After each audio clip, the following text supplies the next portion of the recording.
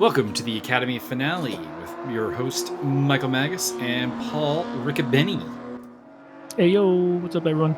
We have 11 people on the track today, vying with the title up for grabs between Dimitrios Simeonidis and Guerin. Dimitrios has a fair amount that he has to do to make this happen. He's quite behind in the championship. I actually wrote down the championship permutations, so give me a second here. Oh, yeah, I'd like to hear this. Where is my notepad? There it is. So it's possible, but it's a lot of work. It is a correct? 45-point gap to start with, so he needs to make up 15 points per race. And what is the first place points for each race? 25 points. He's got a lot of work to do. He does. I mean, unfortunately, the problem for him is, of course, it's not just he has to beat Rochelle. He needs to get some other people to beat Rochelle, which is always a little bit trouble. Exactly. How did Rochelle do the first round at Laguna? I want to say she was like the third quickest. Jack Simpson was the man to beat, and he is not here today. But Dimitrios was a little bit faster, so I'm expecting a big day from Dimitrios. Well, I'm going to try and not spoil things by saying that, by trying to go with I don't know what's going to happen. By trying Liam Curtin. Into the wall Liam goes at the final turn, but it is a 45-point gap that he must make up, and that will be challenging. So basically, he needs to finish first with Rochelle back in 5th place in each race. That's what he needs. So he needs about... That's a lot to ask for. He needs some people to step up. He needs guys like Liam Curtin, Daniel Hernandez. Oh, Alexander Saluko. That looks fun. He needs the guys like Martin Hughes and Daniel Hernandez and Liam Curtin and maybe Dave Nelson, actually, who's up in 3rd place right now. Very impressive qualifying for him. And of course, Mr. Boutelier to step up and lend him a hand. Yeah, I mean, no doubt there's some guys that can do it, but Rochelle's, she's good. She's not going to be easy to keep below 5th place in every race. She did just pop up in 5th place on the grid, so it looks like there may be some hopes because currently you've got Nelson, Curtin, and Hernandez who are quicker than her, and Butler and Saluko are both in the same boat, and I really think Zach Hemstrom will get more than that 8th place he's got going on right now. Wow. Oh, 2 things. One, look at the gaps here. There's a 1.2 second gap to 3rd place. Indeed, it does look like Dimitrios and Liam are really in a class of their own right now. Wow, yeah, that's crazy. And I didn't even notice it. Hemstrom, who's this guy? Is he new? That's Zach Hemstrom, the former championship leader. Huh? Who? What? Who? He's been away a while, but he is back for the finale, which does seem fitting that he would return for the last round. Show up. A little bit disappointed by the crowd, to be honest. I was hoping for more. There are a couple of people who did communicate that they were going to have difficulties making this round. Some of the usual suspects, like Vic Nash, who always has a bit of a work conflict with this series, so that's why his attendance pretty much all season has been pretty poor. Yeah, you can't hold work against anybody. Yep. And Simeonidis just threw down a smoking lap. Indeed, just moved up 6/10 faster. Jesus Christ.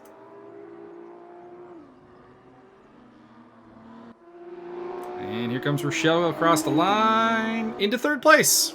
So looking good for her hopes. Yeah, that's better. She just needs to put together 3 competent races, and she should walk away with the title. Exactly. It's actually kind of simple. It's kind of similar actually to last season's finale with Nathan Edward and Adele Foucali, where Edward was definitively the faster driver, but had lost some points due to penalties throughout the course of the season, and that just meant that Adele had to do, not the bare minimum, mind you, but like the pressure was, as much as a champion-elect cannot feel pressure, it was a good spot. So that's like the thing, is like if Rochelle finishes on the podium in all 3 of these races, it doesn't matter what Dimitrios does. The title is hers. If she finishes in the top 5 each of these races, and at least one of those is above 5th place, the title is hers. So she's in good shape. Dimitrios Simeonidis and Liam Curtin will start ahead of her with Rochelle Guerin, James Butler on row 2, then Dave Nelson, and Daniel Hernandez, Alexander Saluko, Zach Hemstrom, Antonio D'Oliva, John Picha. And what on earth happened to Martin Hughes? 13 seconds off the pace. That cannot be legitimate. Martin Hughes is a quick driver and was very quick here last time we were here. Did he just get in real late or something? I mean, no, his lap was up there for a while. He just must have just invalidated a bunch of laps. Do you ever have one of those sessions where you just every single lap you go off, you're like, Oh, for sure. I mean, the Wednesday race at Hockenheim was a great example of that. My qualifying was just like 3 invalid laps. It's like, oh, Jesus. I know, and every time you tighten up. There was one that was like up 9/10 to, like heading into sack curve, and a car. I don't remember who it was. I want to say it was Douglas DeGroat. Not that it matters who the person was. But someone spun out in front of me, and I had to take evasive action and went off the track. And it's like, no! There were cars everywhere in qualifying during that race. It was nuts. Or during the qualifying session, not the race. Well, during the race, too. Anyways, Here we go. The third to final race here at Laguna Seca in the Academy Series. Here we go. All right, good luck, all. And they are off. Looks like a bit of a bad start by Rochelle Guerin. Not too much of a problem, though, I don't think. James Butler did jump her. And Daniel Hernandez in the mix, too. Hernandez always gets good starts. That's a significant advantage he has, seemingly, on the pack. Not sure how, to be honest, because there isn't really an art to starting these cars. Antonio D'Oliva. Rochelle. And she just touched the gravel out there. Antonio D'Oliva got spun around in the background by Martin Hughes. Oh, no. We lost Liam Curtin. Oh. That didn't last long. Yeah, Liam's internet is unfortunately not reliable.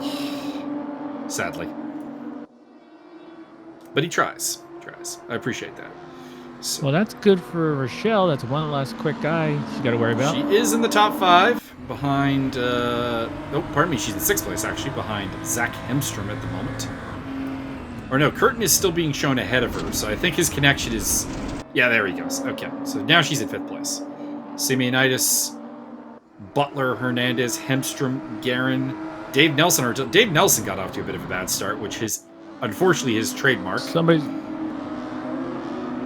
I thought somebody was shooting way off there. That threw me off. Nah, Saluko managed to hold it. That angle into corkscrew with the camera really does make it look like you're shooting in way too deep, and you're actually kind of fine. I glanced and I was like, there's no way he's stopping that. But he did. All right, so D'Oliva is way at the back after his contact with Hughes. Peachy and Hughes are also back, so it's really a 7-man race right now. We'll see if those 3 can make a recovery. Dimitrios, in the meantime, 1.8 seconds ahead already. Rochelle going down the inside of Zach Hemstrom into the Andretti hairpin. Gets the job done. That was a nice pass. Particularly as I know from talking with her that Mike Stockmill had recommended she needed to work on that corner a lot because that was where she was losing time.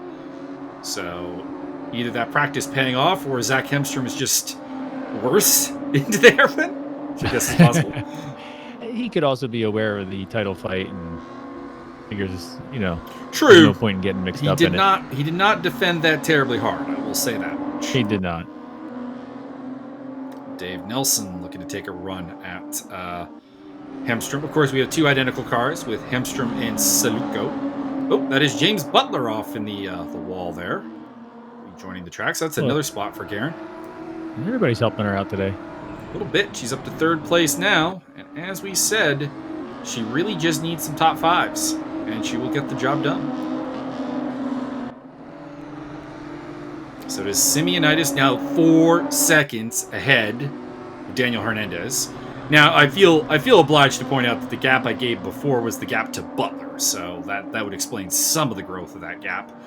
But Hernandez, I think, was right on the tail of Butler. So that gap is growing very quickly. Not surprising, because only Liam Curtin was within a second of him in qualifying, and Liam, sadly, not here anymore. Yeah, I mean, looking at those times, I don't think we're expecting to really see anybody put a challenge to Simeonidis today, but like you said, it's really not a lot he can do other than just drive fast. I mean, he's in a tough position. We'll see what can happen. We've seen large gaps disappear in one round before, though.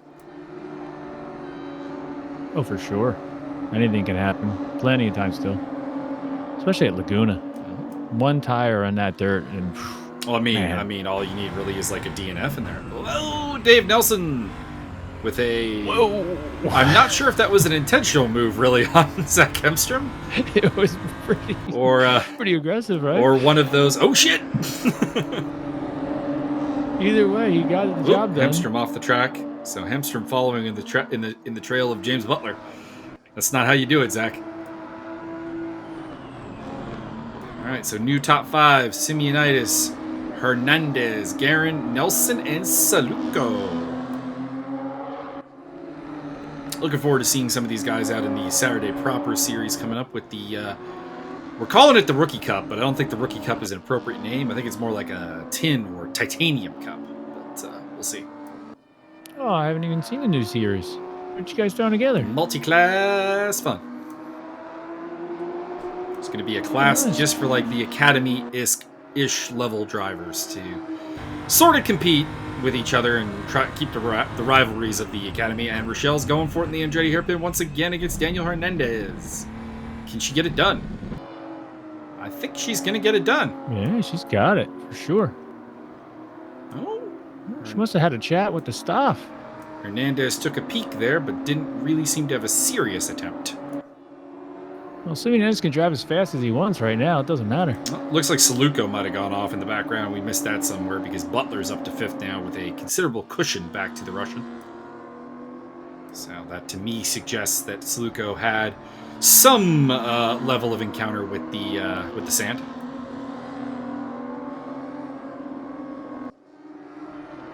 So what is the multi-class? Which class is? I don't believe it's been decided yet, but I think the rookies are probably looking at GT4 cars, which would make sense. Oh, I'm jealous. I would like to get in on that. And probably some kind of prototype or GT3, GT2, something like that. There was a thought of doing a 3-class race, but the attendance in the Enduro multi-classes have not been quite sufficient to generate enough interest for that, but we could definitely try it. Yeah, I'm gonna miss Red Bull myself this or not Red Bull, it's Twin Rings. I'm gonna miss that this weekend myself. Twin Ring Motegi. I'm gonna have to do some practice for that tomorrow. I was gonna do it today, but of course with the back problems and the stomach problems, I thought that probably Not that you guys should do this. You guys should always practice beforehand, but I will be going with the naughty habit of doing a large chunk of practice day of the race. Magas is a professional. He can get away with No, I really can. I'm predicting a terrible result. You know what? Sometimes they're your best races when you just hop in last minute like that. I can't say that I've ever had that experience, to be honest. Oh my God, I've had so many races where you spend a week or two preparing for it and it's a disaster. I've had that experience. I've had the former where I've like practiced hard and I'm ready and I come in feeling really confident and then it's terrible. And you just get so mad, like that was a waste. But I've never really had the I've had the just drop in and do well race, but like that's when everyone's kind of dropping in. Like I've never had a race where it's like I've just dropped in, done well against people who have actually practiced. Oh, Butler! Oh, nice recovery. It was a nice save. Nice save. Well, bad news for Simeonidis. Rochelle is kind of sprinting away from Daniel Hernandez. But a nice little sizable gap. So as much as Dimitrios is the class of the field, it doesn't look like anyone else can match her. She's done what she needed to do, that's for sure. Well, I mean, she's gonna have to do it in the races 2 and 3 as well. But this second place will help significantly if she can hold on to it. She's probably watching this right now, going like, don't jinx me, because like after the whole time anyone was trying to give her like compliments, she's like, no, don't jinx it. That's too funny. It'll be really interesting to see how Simeonidis and Guerin get through the reverse grids for sure. Simeonidis has been a miracle worker on that, although admittedly in that last round I think we discovered perhaps some of those. I hear it's easy to get past 6 or 7 cars when you actually don't use the track. And he did do that in the 3D speed race too, although ended up paying for it when he went really wide at the first turn at Zandvoort. Yeah. I mean, there's track limits for reasons. Mm-hmm. Sometimes track limits correct themselves. Actually, particularly with the GT3 tire model in play, cutting the track is really a bad idea.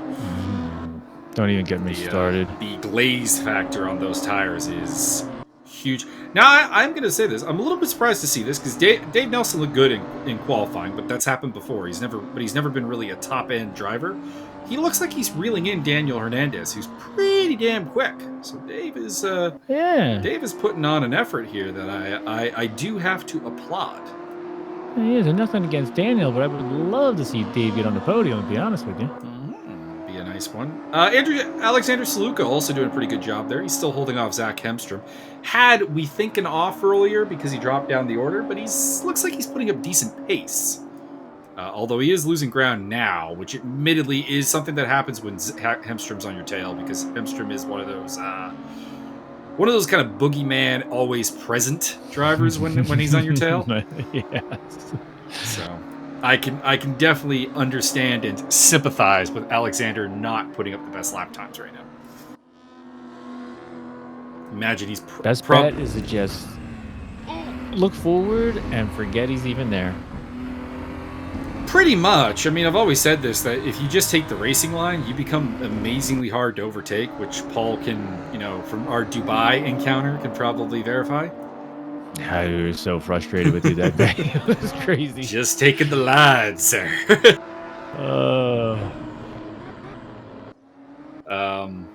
I will say, me taking the racing line at Hockenheim did not slow Stoffmule down from just the problem is that people absolutely can overtake you just if you take the racing line. Oh no, Dave! We missed it. Something happened. I don't know if that was contact with Butler, contact with Hernandez, a self-inflicted injury. I don't know, but it's a bummer. That spin out is definitely going to make Hernandez's podium look a little bit more secure, although he's now 5.3 seconds behind Guerin, so she is gone.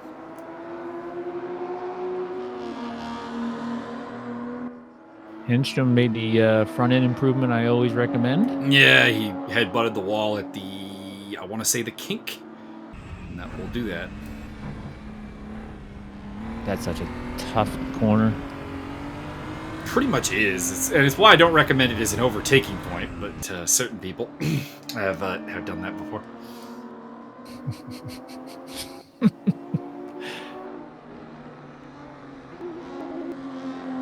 It's not that it's a no overtake zone. There's no such thing as that except for Macau, where that hairpin literally is a no overtake zone. Actually, I hadn't realized this for the longest time, but if you actually race around Macau in race room, it gives you a yellow flag when you get to that hairpin, regardless of what's happening. So even the game is like, no overtakes here. Yeah, I learned that in the Intercontinental. The problem is, somebody is going to crash in that hairpin. Yeah, but you gotta, and then you're just stuffed up. Yeah, I know, but you gotta minimize the chances. I guess is what it comes down to. But I mean, yeah, if you try to take the inside line there, it's guaranteed disaster. Oh yeah. It's hard enough when you're the only car going through there. So Hemstrom's still on the tail of Saluka, who is losing ground to Butler and Guerin as this is happening, and Hernandez. And everybody's losing ground to Simeonidis, who is way out in front at this point. 8.3 seconds. Well, I'd say that he probably would have graduated if there was another season for the academy. Easily, I think. I think he was definitely the most likely to graduate person, because like I recently put together the report cards, of course, at the end of the season, just to be like kind of like, all right, here's like 1 to 3 strengths, 1 to 3 weaknesses, sort of thing to work on. And with Simeonidis, it's like, I finally have a weakness for you. It's called track limits. That's really about it. In all seriousness. He does know we have like video evidence, right? He does. Just checking. Hemstrom trying to go for it. Nothing going there. And he keeps pushing the limits of that. Everyone else had a little bit more. Had a little flash bit more of the of the headlights? weaknesses. A little bit. A little frustrated. I'd imagine Rochelle would have graduated as well. Daniel Hernandez, James Butler. Curtin. Mm-hmm.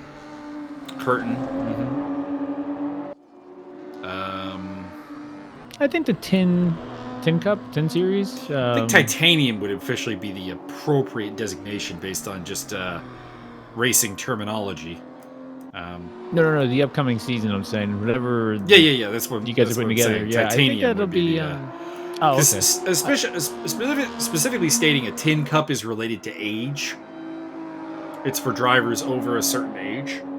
I don't remember. I could probably join that. I don't remember the specifics. I think it's in your 50s though. Tin cup relates to age as opposed to skill. Titanium, I think, would be the one that would actually work for what we're trying to bring up. Or you could go with silver cup, but most of the drivers are talking. I think Saluko just lost it. Did he? He's still showing it ahead of Hemstrom. Oh, I could have. Man, I'm going blind. I could have sworn I saw him spinning there. Maybe he saved it. But there he is. Yeah, he's still ahead of the beat-up car of Zach Hemstrom, and the gap didn't grow, so it's not a case of Hemstrom just not overtaking him. I'm gonna blame it on YouTube. Blame it on the drugs, because you're clearly not sober now. It is. Is it Friday night? Yeah, it is. It is a Friday night. It's not a great Friday night for me. Whoa, Hemstrom! That was cheeky on two levels. I mean, on one level, of course, any overtaking of the corkscrew is a little cheeky, but that was also off the track. By the way, Simeonidis has won the race. We've gotten the checkered flag. So, race one is done and good. Simeonidis has done what he can do, although having Guerin in second place, not ideal. I did all he can do. Hernandez holds off Butler for the podium, and then Saluko does in fact hold off Zach Hemstrom in the battle of the red and white car. Dave Nelson could have been a better race for you, Dave. 7th place, though, is nothing to scoff at. And then after his terrible effort in qualifying, Martin Hughes comes home in 8th place. So instead of starting at the back, he'll be starting on row 2 for race 2. We'll see what he can do. All about good planning. Antonio D'Oliva, who got taken out at the start, and to be honest, kind of probably had a quiet race after that. Coming home in 9th place. Ahead of Johnny the Peach.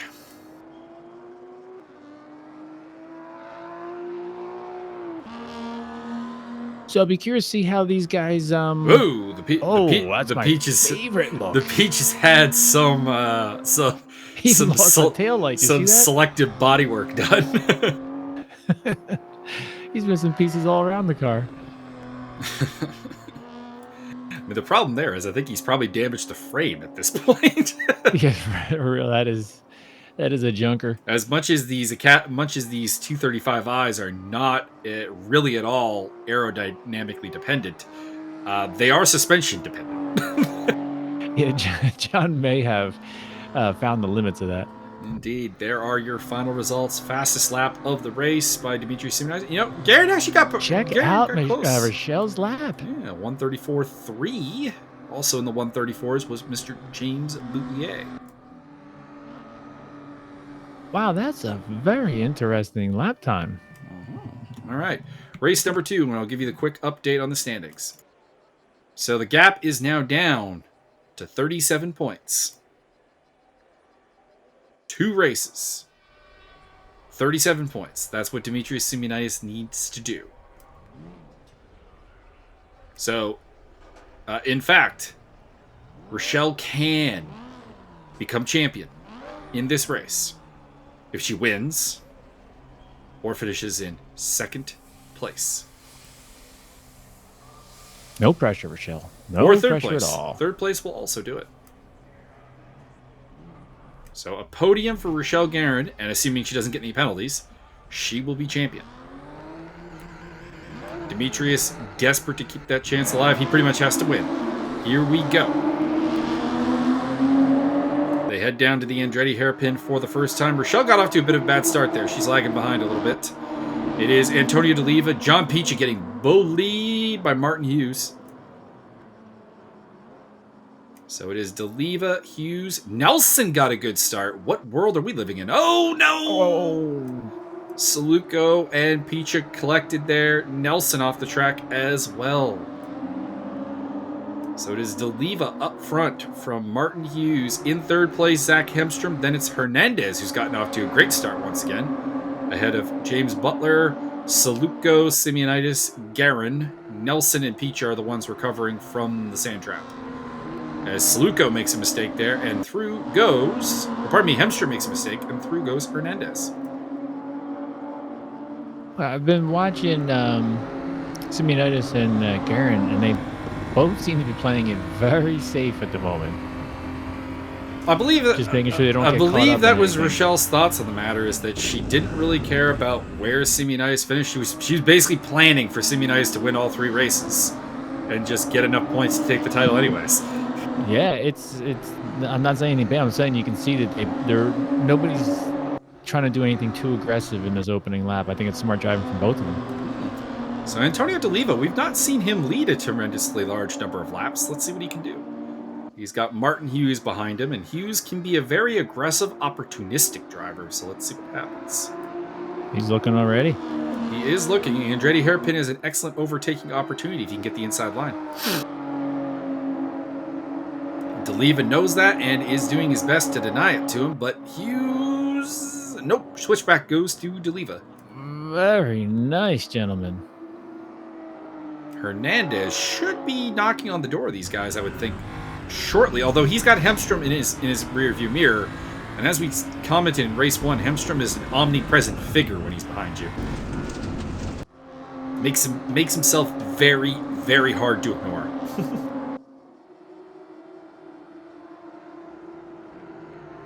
So once again, we got the top 8 up front, and then Nelson and Peachy are kind of out of this foray for the time being.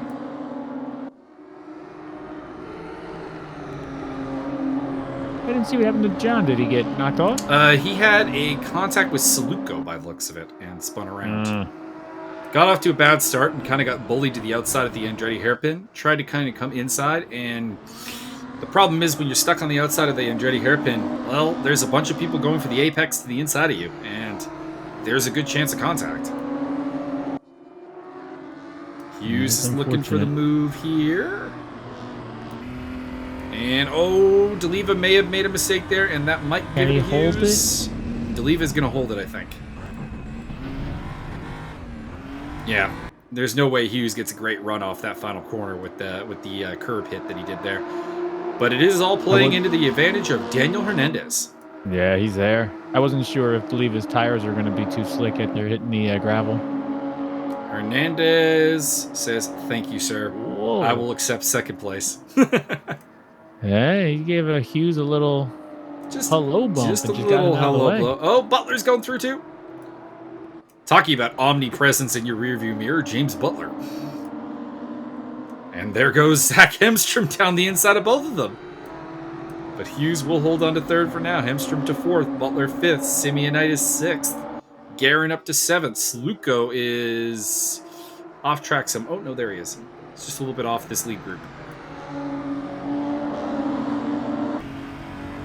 Simeonidis is up to fifth. He's gotten past Butler and got past Hemstrom. So those are two of the hardest guys to overtake, done in 2 turns by the looks of it. That's a bummer we missed that. Indeed.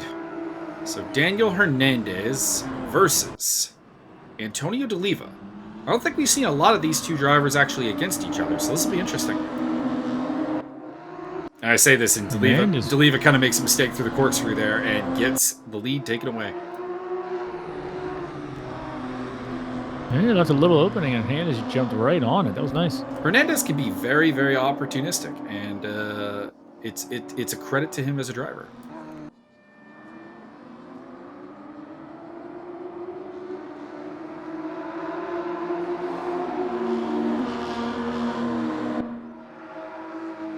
D'Oliva is coming back at Hernandez. I don't think he really has anything for him. He's on the outside of the Andretti hairpin. That's not usually a recipe for an overtake. Simeonidis is looking for third. Yep.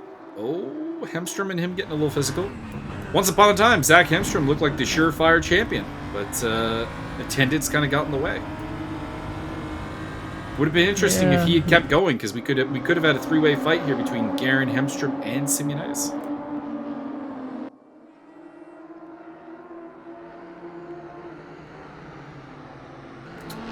Hemstrom still holding off Dimitrios Simeonidis. Rochelle Guerin still looking in the rear, still looking at the back of Simeonidis and of James Butler.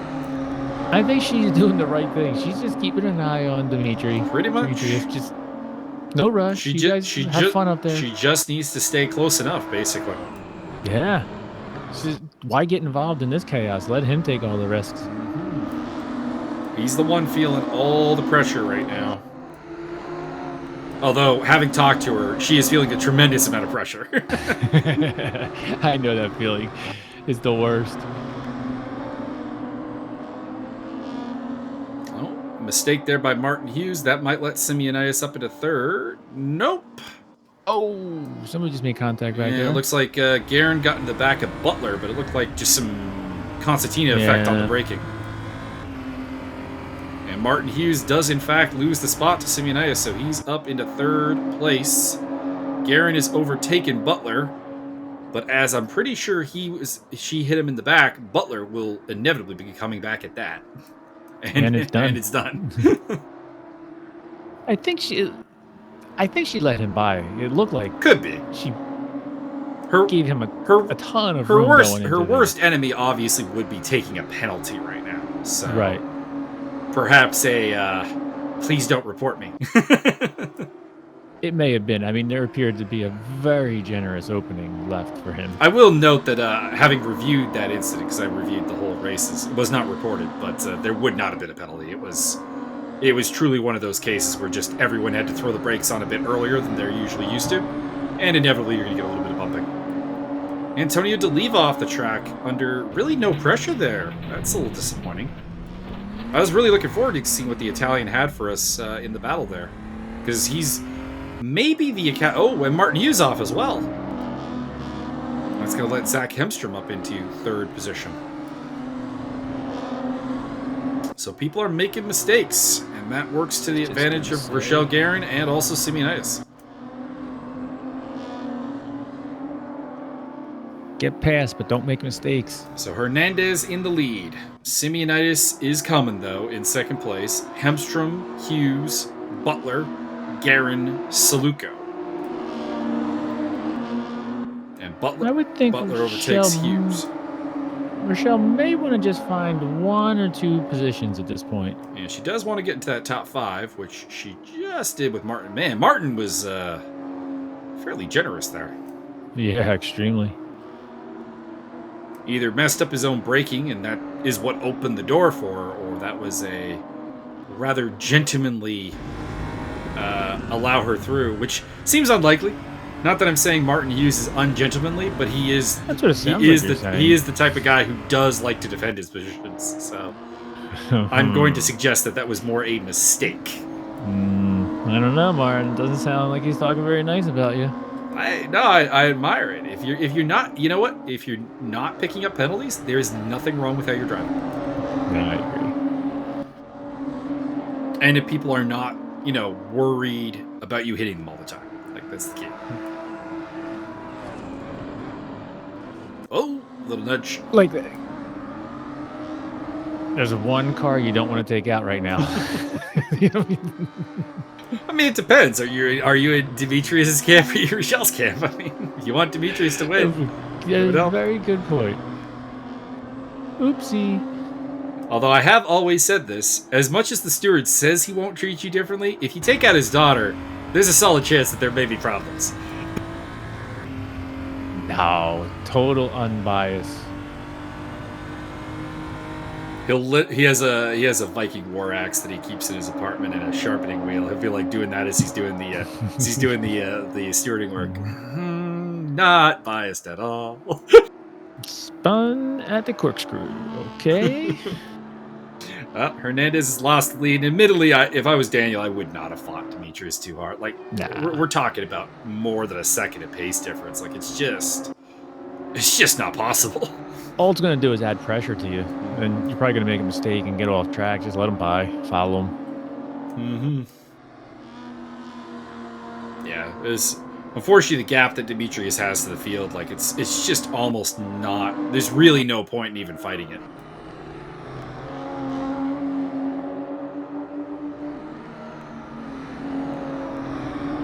Rochelle, by the way, got past Hemstrom and is up to 4th place. And Hughes got past Hemstrom as well.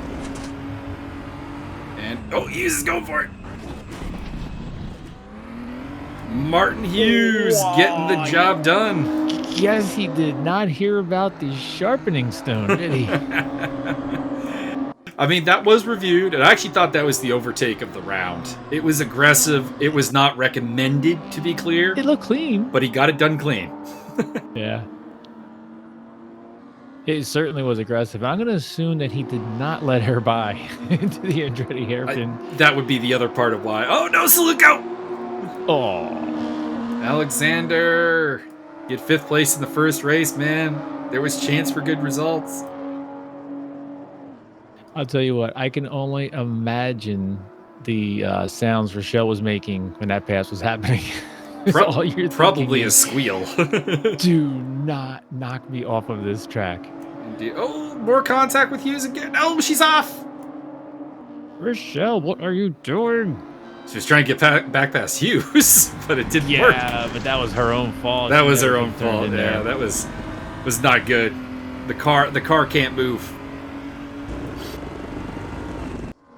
Good defensive line by Hughes, but he lost the spot to Hemstrom. So Zach up to 4th place. Still, the 6th place is not terrible for Rochelle. No, she's okay. Although I don't think she's going to get better than that without a mistake from somebody else. Simeonidis, Hernandez, Butler, Hemstrom, Hughes, Guerin, DeLiva, Nelson, and it looks like we lost John Peach at some point. And Saluko is apparently not worth considering. That gap is growing, so he may be in the pit lane for all I know. That was a pretty good shot he took into the wall over there. It was.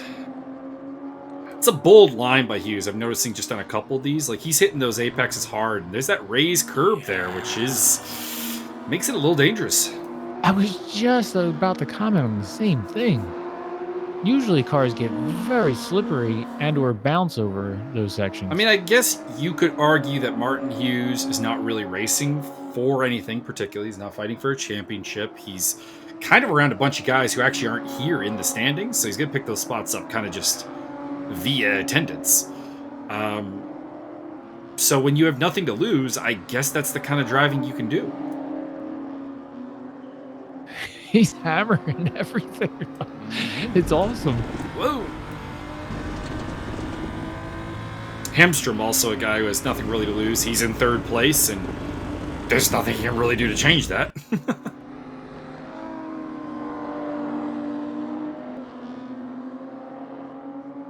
Well, it's good to see. I mean, Martin's showing some aggression, but nothing dirty. It's all clean. I have noticed he does have a tendency to overdrive the car. It's like his qualifying and his race modes are the same. And yeah, that's a problem a lot of us I would say that maybe is something he needs to work on in the future. Because it has led to a couple of spins and some less than great moments. Kind of like right there. Like yeah, I mean, he is on the edge at all times. I imagine these laps are quite quick, but it has to be said that if he spun off at any moment, it would not surprise me. Yeah. I know we talked about this before, but it is amazing how when you just back off, you run the same pace. Mm-hmm. We're very close to the same pace. It's very confusing, but it actually happens. All right, on to the last lap we go. Simeonidis still leading from Butler, Hemstrom, Hughes, Guerin, DeLiva, Nelson.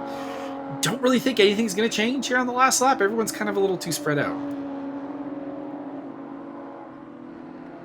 But we'll see.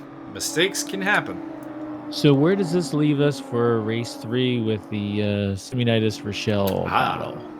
Closer would be the answer, and I'll give you the specifics at the end of the race. Oh, you're gonna make me wait?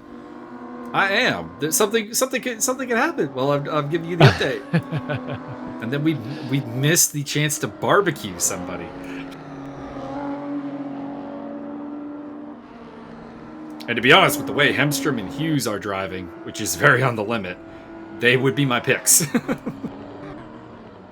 I think that's a safe bet. Especially with the corkscrew, the kink, like there's a lot of places at Laguna Seca you can mess up.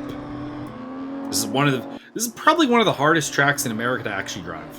Just like on a raw technical level. There's no room for error here because the second you're off, you're in the dirt. Simeonidis is over. Simeonidis has claimed victory. Hernandez in second place, and Butler will be on the podium.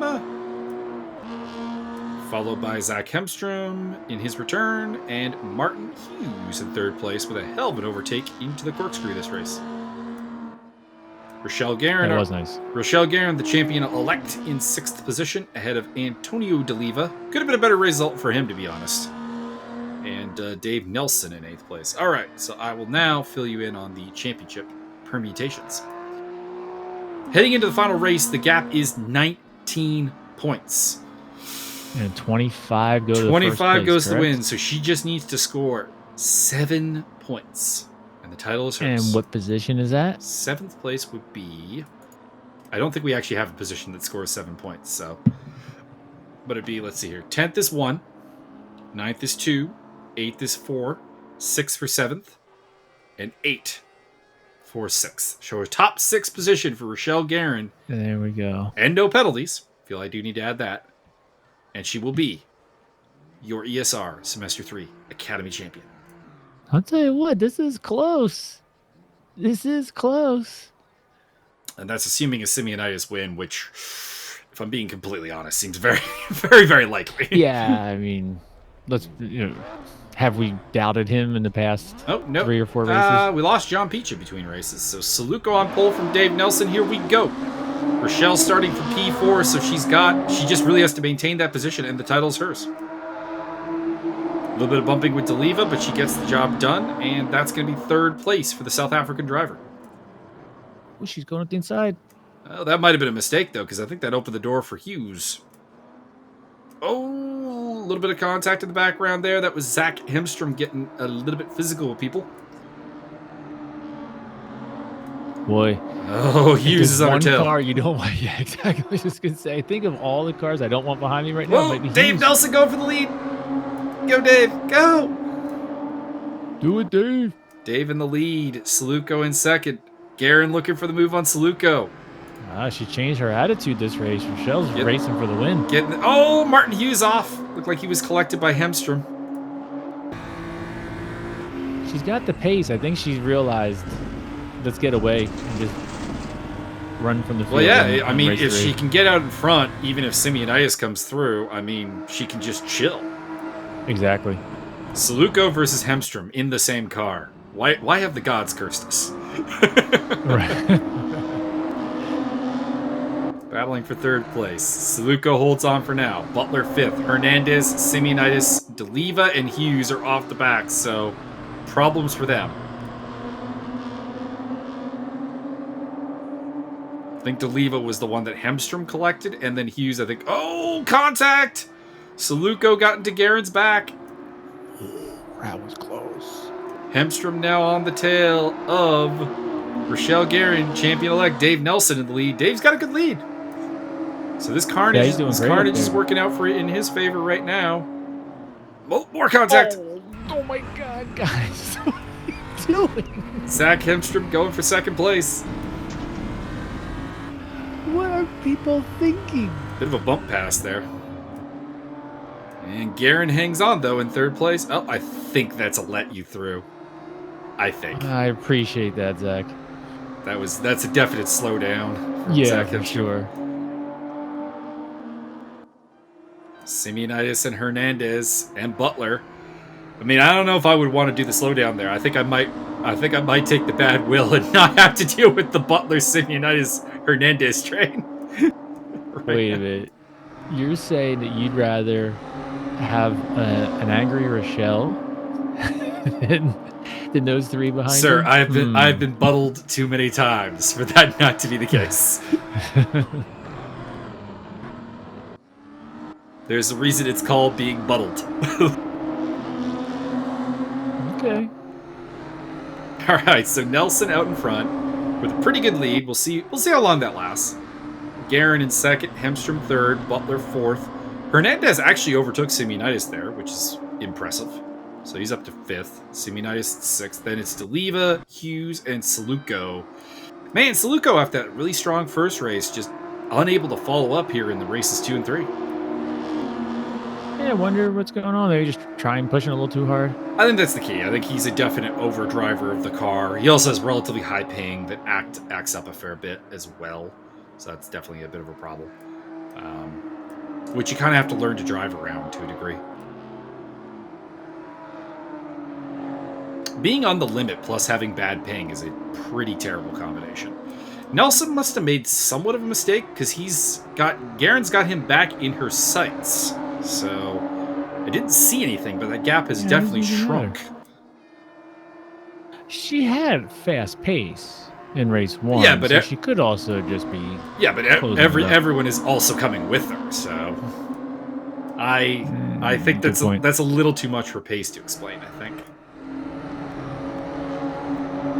So I am going with I'm going with the Dave Nelson has made a slight error and is now feeling the heat. I don't believe it, Dave. Magas is just being mean tonight to everybody. I'm grumpy. That's exactly what it is. Been sick for the last 22 hours. I'm grumpy now. Also, I hate Mexicans right now. So Javi, don't talk to me. Whoa! It was a burrito. What just happened? It was a burrito that made me sick. Oh boy.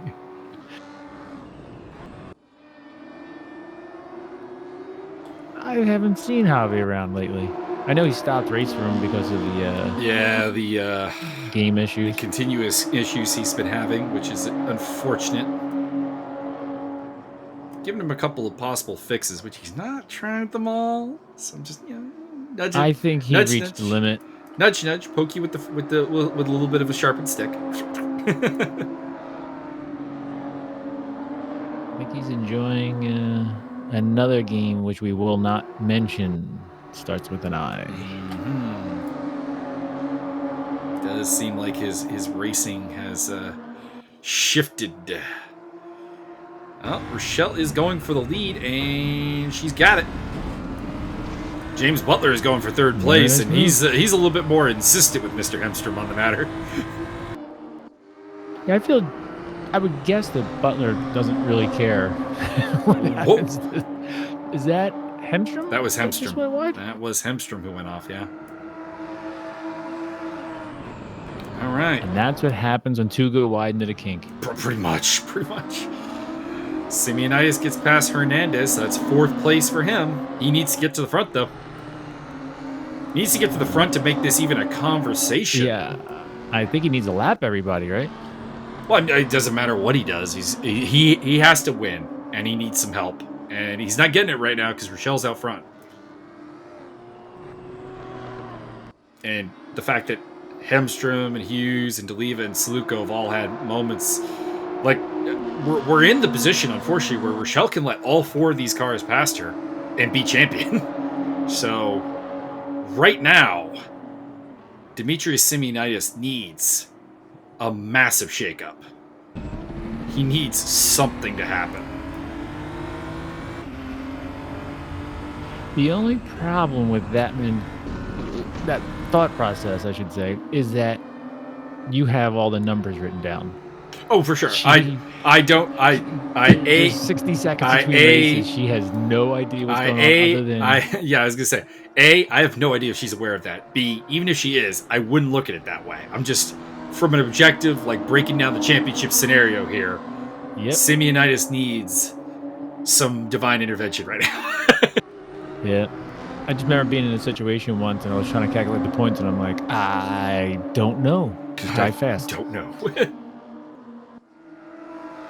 Yeah, even I would not be calculating the points on the fly and going, I need this many points. Yeah. As you enter the corkscrew. Oh no! Butler! Simeonidis spins Butler around, and is that a sign that Dimitrios is losing his cool just a little bit? I'm not sure. Could be a little crack in the armor. Because that was, and again, having done the stewarding report on this, he did get a penalty on that. Spoiler. It was not a healthy move. He did self-report himself, though, I should say. So, Yeah, it's always respectable. Anytime Dimitrios gets a penalty, it's almost always a self-report. He's very self-critical on his driving, and that's why he is getting so much better. Yeah, I agree with that. I'm a huge fan of self-reporting. Really am. That being said, he's got a little bit of the Senna-itis. A little bit. Just a little bit. Ah, there's an opening, huh? There's an opening. I must go for it. Yeah. The funny thing is, I don't believe he actually agreed with his own statement. No, Ayrton Senna in a later interview did fully admit that he really was just getting away with basically driving into Prost. Yeah, but that doesn't work for the quote that I want, so I can stuff my nose where I was. Exactly. Senna is the most confusing driver to me because, of course, because of the unfortunate circumstances of his passing, being at a race, people tend to immortalize him, his quotes, his personality, and so on. And it's like, I think people forget that, like, a lot of drivers found Senna terrifying not because of his talent, but because of his mentality. Yeah, death has a way of making people really good, really great afterwards. And it's not something I can fully comment on because, of course, I wasn't following F1 during Senna's career, so I can't. Everything I've read on Ayrton Senna is after the fact, after his passing. So it does make it a little bit hard to figure out how I would have really felt watching him in the way I did, like a Schumacher or whatever, as Simeonidis goes for the lead there. But I don't know. There just seems to be a lot of like theories about him. Like the most famous one was, of course, 1984 Monaco, where everyone claims that the FIA cheated to get Prost to victory. But there's a simple mathematical problem with that, is that if you waive a race early, what they did is they waived the race early while Prost was in the lead in the rain. And that gave him half points. The problem is that had he finished second place to Senna, which is what everyone says, Senna was catching him, blah, blah, blah, they were denying Senna the win. If Senna had caught him and passed him and the race finished on like full laps, Prost would have won the championship. Because they waived it early, Prost didn't win the championship. Yeah, so it seems like a strange argument. It's a weird argument that it's never let numbers get in the way of a good story, I guess, as Dave Nelson. Got a pass in the corkscrew. Yeah, Hernandez gets the job done. A little bit less dramatic than Hughes's, but technically proficient. It was. I think Dave lost a bunch of time at the top with the corkscrew, but everybody stayed on track. It does look like Dave's a little bit weak in the entry to the corkscrew, if I may say, just watching from a couple of these laps. Looks like he breaks a little bit earlier than everybody else does, which is, you know what, fine. Get through the corkscrew clean versus fast. Absolutely. Is always the first step to being fast is being clean. But it does look like it is costing him just a little bit. And there is a nice second battle going here between D'Oliva, Saluko, Hughes, and Hemstrom, the four screw-ups. He's really cranky tonight, guys. Oh, Lord. Hey, at least they're getting on screen here. They're getting to fight. Guerin's still in the lead, but the lead is shrinking. It's below 2 seconds now. Will she be able to win this race and take the championship? You know, kind of obviously. We'll have to see. Yeah, Got about 3 laps to go. I think Simeonidis is gonna have a shot at her at the very least. He's gonna go for it. It'd be nice for her to get the win and the win. Dave Nelson. Time. Dave Nelson back to 5th place. So something else has happened with him. Oh, yeah. He's joined the D'Oliva train at this point. Now it's a Nelson train.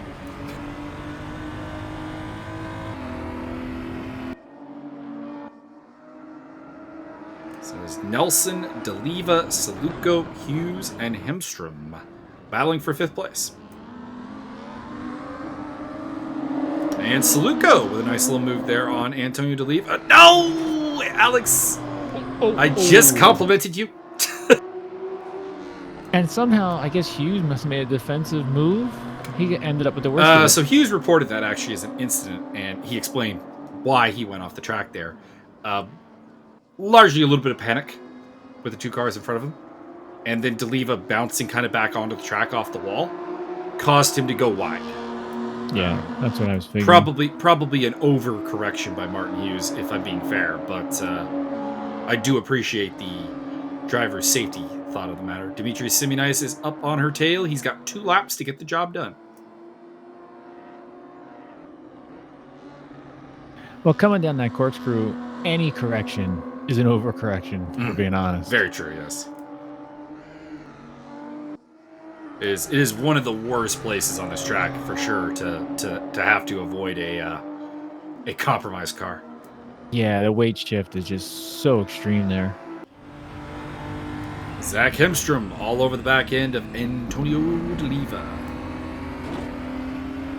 Must say, D'Oliva looks a lot more aware of where the overtaking zones are here today. One of the big things with the D'Oliva back at Suzuka East was contact he had with Rochelle Guerin.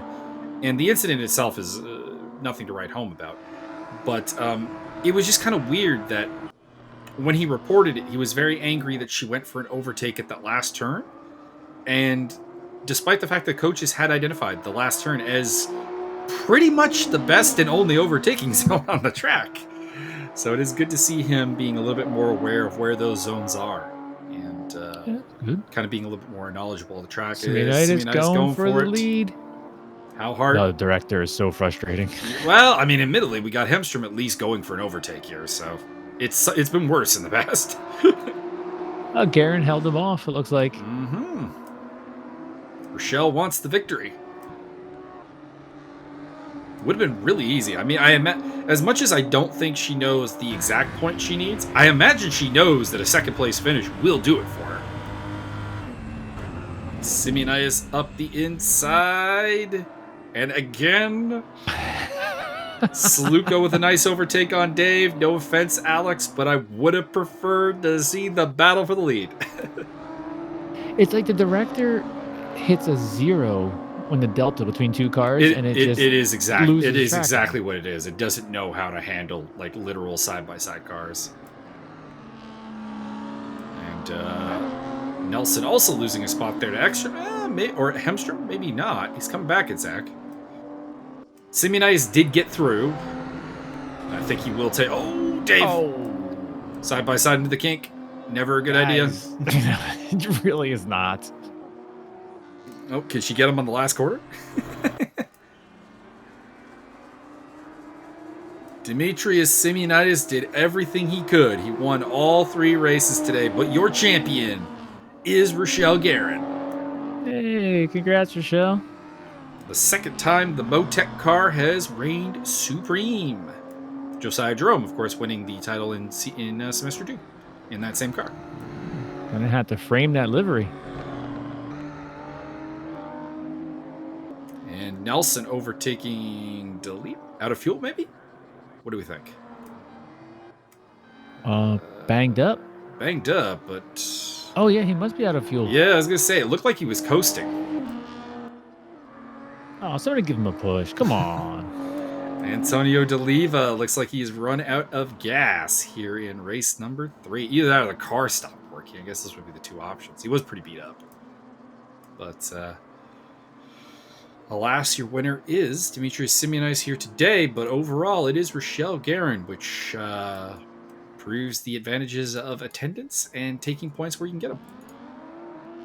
So I will give a quick rundown of the final standings as they have been calculated after my stewarding/coaching efforts. Your winner in the championship by 20 points was Rochelle Guerin, 468 to 448 for Simeonidis. 330 for Zach Hemstrom, 297 for Daniel Hernandez, James Butler, 271. And just to highlight the other guys who were in attendance today, Liam Curtin finished 8th on 176 points. John Picha, 10th on 128 points. 96 for Martin Hughes. He was in 11th. Dave Nelson, 14th on 55 points. Antonio D'Oliva, 16th on 40 points. And the last place man of the guys who attended today, Alexander Saluko. He did get out of the negatives at least. 25th position on 3 points. He lost 30 points due to penalties over the course of the season. And considering he only did three rounds, bit rough. So on the bright side, I think it's pretty easy to say where Alexander Saluko needs to improve. Yeah, I think we could probably narrow that area down.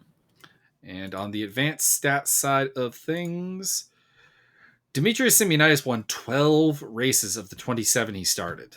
Very impressive. Wow. Yeah. The next highest count was Jack Simpson with 7 victories, 4 for Zach Hemstrom, 3 for Javier Perez Torres and Gustav Ekstrom. Javi. 2 wins for Douglas DeGroat, 1 for Liam Curtin, Martin Hughes, Elliot Barron, and 2 for Rochelle Guerin, who only won 2 races. But the key was 36 starts, 35-point finishes. The next highest was 29. Wow. Yeah, it just goes to show consistency, right? And she took the most podiums at 21. It's a good season, and she earned and deserved the championship win. Congratulations. Very solid. Very solid. It's unfortunate that she will not get credit for all of her achievements because some of the races were unrated. Same for Simeonidis. It's a shame. They won't count to their race app CV. But yeah. Hopefully more. She got the title. She won't care. Yeah, I'm sure she won't. All right, so that was it. Penalties for this round. I guess I should just quickly go over. We had penalties, like I said, for Dimitrios Simeonidis for the contact with James Butler. And then Alexander Saluko got the only other penalty, and it was for that takeout of Antonio D'Oliva there in the third race, where he, I don't want to say swerved because that implies a level of intent that I don't think was there, but he just kind of didn't see a car on the inside of him towards the apex and hit him and put him in the wall, which is a little bit of a problem with awareness, which I think is actually, if I were to sum up, the thing that Saluko needs to improve upon. And he's aware of this. He agrees with the statement. It's definitely a case of awareness would help a lot. As long as he's aware that he needs to work on his awareness. Indeed. He's talking about, is there any way to extend the what do you call it? The radar? And I'm like, unfortunately, there is not. Triples. Everybody should have triples. I mean, the problem with triples is fitting them onto your rig or so. I'm like, because my rig, for example, I don't think I could fit triples. It'd be cool, but I don't think. Yeah, I know it's tough and expensive, but it's so awesome. Mm-hmm. But that is all for this round, and we're gonna do the 3D speed race as well. So let's get ready for that. Let's do it.